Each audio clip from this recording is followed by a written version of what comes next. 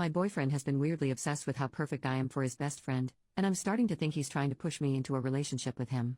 As the title suggests, I, 24 female, believe that my boyfriend, 26 male, might be trying to push me towards dating his best friend.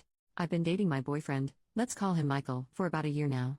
We've known each other for several years because we've always been in the same friend group since high school. His best friend, let's call him John, is also someone I've known for a long time since he's part of the same group. John had asked me out years ago, but I turned him down because he's always been somewhat of a cocky guy who could never see he was ever wrong.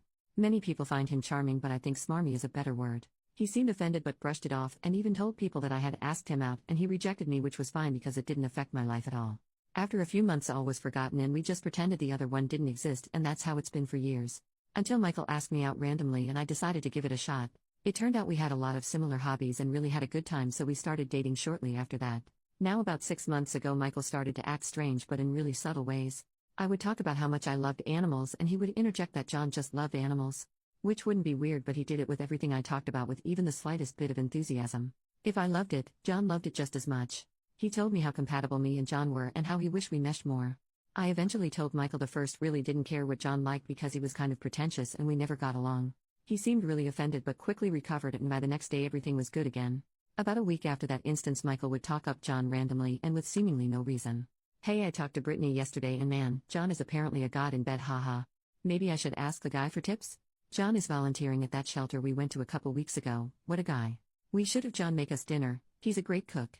It was every day to every other day I had to hear about John's greatness, and it was to the point I initially thought that Michael wanted to date John. Then 3 weeks ago after we had some drinks he asked me, if we ever broke up, would you date someone else in the group? I had no idea what to say because it was so random, but he quickly filled the void by saying, I think I would if I were you and John was single. Seriously? So 3 days ago I confronted him in the kitchen and told him that if he had anything he wanted to tell me I would listen to it no matter what, and that I would always be there for him.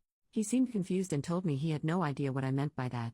So I brought up all the times he talked about John and how he would date him, and told him that if he really wanted to date John, the first understood and would support them. After all, they're best friends, so they obviously have a good connection. When I say he blew up, I cannot stress how angry he got. He used a dozen slurs for gay people and said he was disgusted I saw him like that and that he would never do something like that. We ended up getting in a huge fight over it because I certainly don't support his language or attitude toward LGBTQ folks, and that it was just a vibe I got from him and I didn't mean to mislabel him. We haven't really talked, but he's staying at his parents' house right now, and today John called me to tell me he doesn't support Michael's attitude toward me and invited me over to talk about it, even saying that Michael was 100% okay with it. Am I crazy? Am I making up some convoluted story in my head, or is this bizarre? Edit to add. So I called Michael when he got off work, and the first thing he asked me was if I went to vent to John. Naturally, I didn't because we're not close, and told him as much. He didn't have much to say to that, so I started on my questions that you guys suggested. Why are you pushing me toward John? Do you want to break up? Etc. He got once again defensive and said he refused to talk about it over the phone and suggested we meet at John's place to talk it out. I asked why John had to be included at all since it is really between the two of us, and he basically told me that it's really between the three of us. I refused meeting at John's for obvious reasons and told him if it had to be the three of us we could meet at a restaurant. He seemed fine with that, and we scheduled meeting at a bar and grill that's pretty close to all of us. I showed up early and got us a table that had some privacy, and not long after John walks through the door. He sat down immediately and started chatting about how we were both so timely and that he liked when women showed up early because it showed they had good time management skills. 25 minutes after Michael was supposed to show up, he texts me and says he had car problems and couldn't make it, but to get to know John since I was already there. I'm just beyond livid at this point. John keeps trying to buy me drinks and even tries to schedule another time to hang out. I confronted him about Michael pushing me toward him, and he acted like he didn't know what I was talking about. I kept mentioning how Michael was talking about him to me, and John just said that it made sense because bros have bros' backs. I told him the brothers can have each other and left fuming. Michael's tried calling me 3 times, and John's tried 7. I want to cut them both off and say good riddance, but to do that would be leaving the friend group as well, and I don't really have that many friends to begin with, and it makes me so mad that I even have to make this decision. Anyway. That's the update. Sorry if it doesn't resolve anything, it makes me angry too. Update. I went to Michael's house pretty early this morning since I have work today and really needed this resolved. I had been up all night going back through the comments and trying to piece everything together, and honestly it was driving me crazy. Michael was alone when I got there, which was a relief because I pictured John showing up like a movie villain. He initially didn't want to let me in, which was really weird, but I told him I wasn't going to leave without talking to him about this. So he finally let me come in, and we sat down to talk. I asked him about last night, which he said he had car trouble, but it was all fixed now. Convenient. I asked him a few more questions but was met with vague answers, so I decided to just cut to the chase and said, why do you want me to like John? Do you want me to date him? Do you want to have a threesome? What is it? Once again, instead of answering, he just watched me from his stupid chair and then had the nerve to ask me who I told my suspicions to. So I said I'd been running them through my head, but that my mom knew I was coming over to talk. She didn't, but he was starting to be really creepy. He got mad and said it wasn't like that and I was making him out to be the bad guy because they were, yes, looking for something long-term, not just a one-time thing.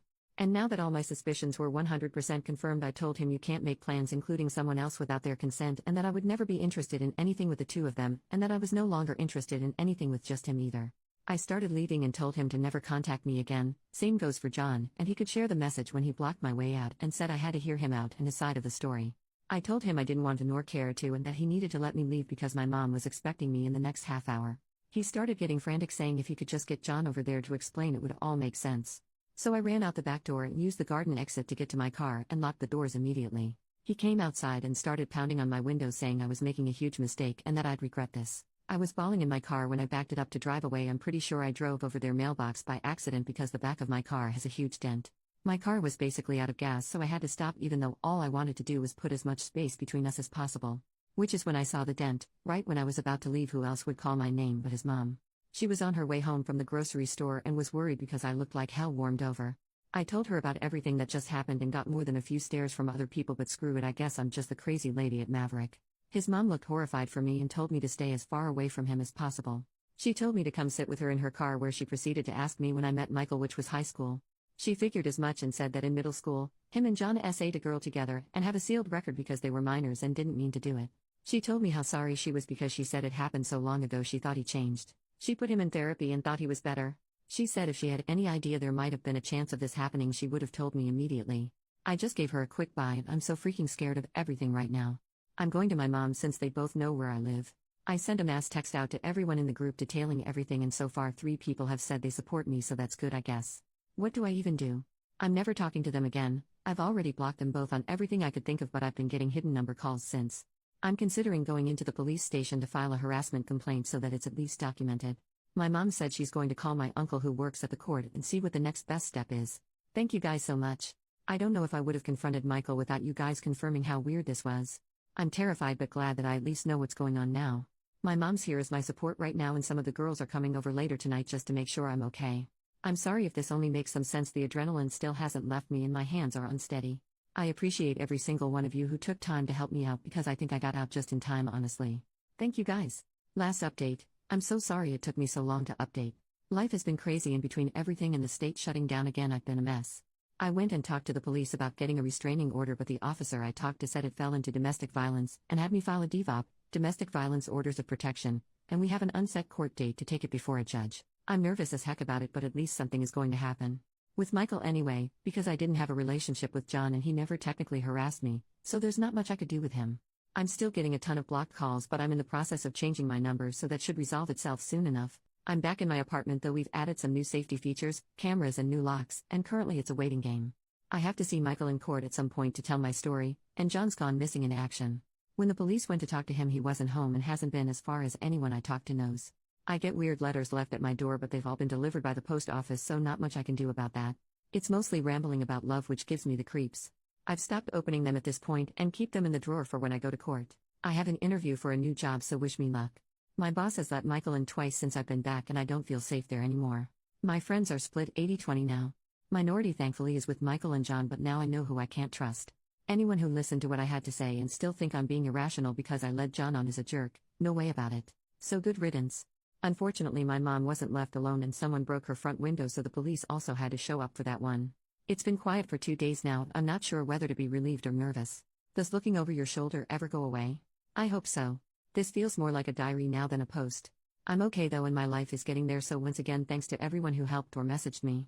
OP leaves a small update in the comments 4 months later. Michael's tried to see me a few times, but every time he attempts to is just another thing I can write down for my court case. He technically isn't allowed near me or my place of work while we wait, but he's tried because he can't take no for an answer. Most of my friends are still with me though, and I didn't realize how much I hoped they would be until it all calmed down and I still had them around to help me through everything. I got a new job and a new place to live after someone tried to break in when I was out of town. I finally got my day in court, and Michael can't be within 800 feet of me without me being able to call the police. He also can't go anywhere I typically go, which includes my new apartment building or job. The letters really helped with all that because everything else was just my word against his situation. I asked his mom to come as a witness, but she refused to talk against her son, so whatever. But yeah, basically, I'm breathing new fresh air around here. I've seen John twice in passing and it still gives me the creeps. He's not barred from being around me, so he makes it a point to show up, public places, when he can and just hang around like the weasel he is. But the police gave him a very stern and impromptu talk when he showed up to support Michael at court. I think I'm in the clear, but they just want me to know they're still around, which sadly there isn't much I can do to stop John anyway.